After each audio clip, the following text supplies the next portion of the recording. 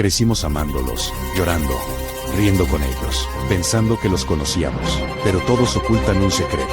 Incluso esas leyendas urbanas, que pensábamos que solo eran leyenda, también tienen su propia realidad. Bienvenido a Nejo. En marzo del 2026, un estudiante desapareció sin dejar rastro. Su nombre era Marian. Era una alumna común. Asistía a clases todos los días. Hablaba con sus compañeros y ocupaba el mismo asiento cada mañana. Pero una semana después, Marian ya no estaba. Nadie sabía dónde había ido. Nadie parecía preocupado.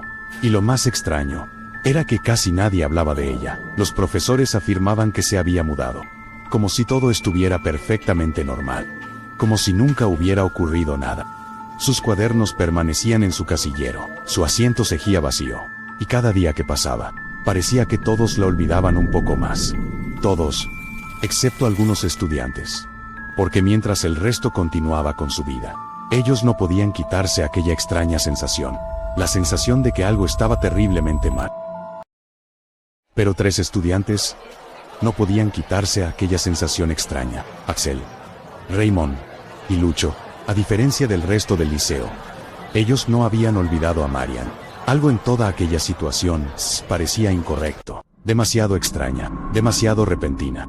Y mientras buscaban respuestas, descubrieron algo inquietante. La última fotografía publicada por Marian, antes de eliminar todas sus redes sociales. La imagen mostraba un viejo cartel oxidado y un nombre: San Isidro. Ninguno de ellos había oído hablar de aquel lugar, pero decidieron averiguarlo. Tomaron el automóvil del padre de Lucho, prepararon una cámara y partieron en busca de respuestas, sin saber que aquel viaje cambiaría sus vidas para siempre.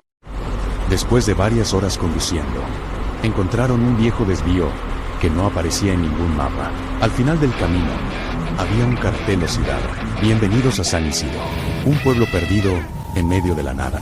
Lucho insistió en entrar, Axel dudó, pero Raymond tenía curiosidad, y terminaron avanzando. Al principio todo parecía normal. Había personas sentadas frente a las casas, personas observando desde las ventanas, personas esperando en las esquinas. Era extraño, pero parecía un pueblo cualquiera. Sin embargo, mientras avanzaban por las calles, comenzaron a notar algo inquietante. Nadie caminaba, nadie hablaba, nadie saludaba, nadie se movía. Era como si el tiempo se hubiera detenido, como si todo el pueblo estuviera congelado. Lucho se acercó a una de las figuras, le hizo una broma, le habló frente al rostro.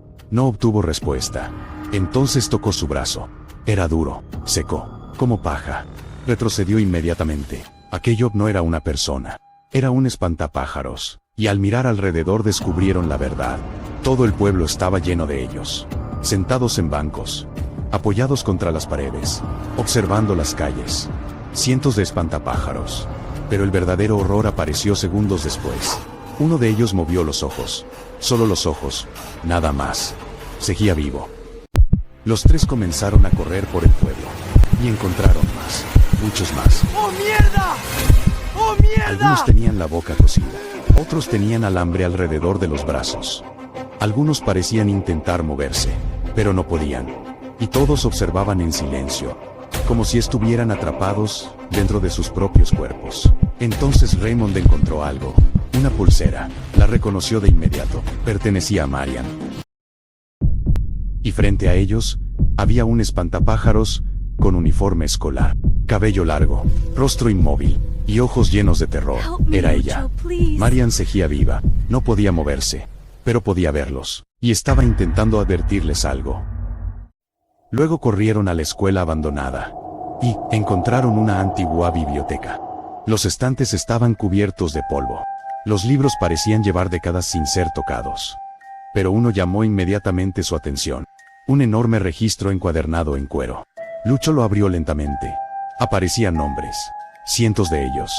Todos pertenecían a habitantes del pueblo. Personas desaparecidas. Personas que ya no existían. Entonces encontraron un nombre conocido: Marian Wallace.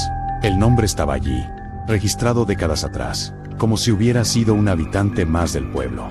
Lucho continuó revisando las páginas, y descubrió algo todavía peor. Al final del registro, aparecía otro nombre escrito con tinta más reciente: Lucho Lisboa.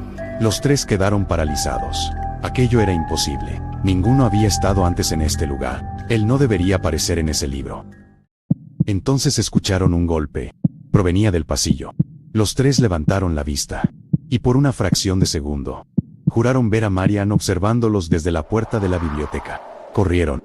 No se detuvieron hasta llegar al automóvil, para abandonar ese lugar. Pero algo había cambiado. Lucho había desaparecido. Sin dejar rastro. Axel y Raymond regresaron a buscarlo. Necesitaban encontrar a Lucho. Y lo encontraron, de pie entre los cultivos. Convertido en un nuevo espantapájaros. Con los mismos ojos aterrados. Todavía vivos. Todavía conscientes. Y detrás de él muchos espantapájaros más. Finalmente, los jóvenes abandonaron el pueblo. No dijeron una sola palabra durante el camino.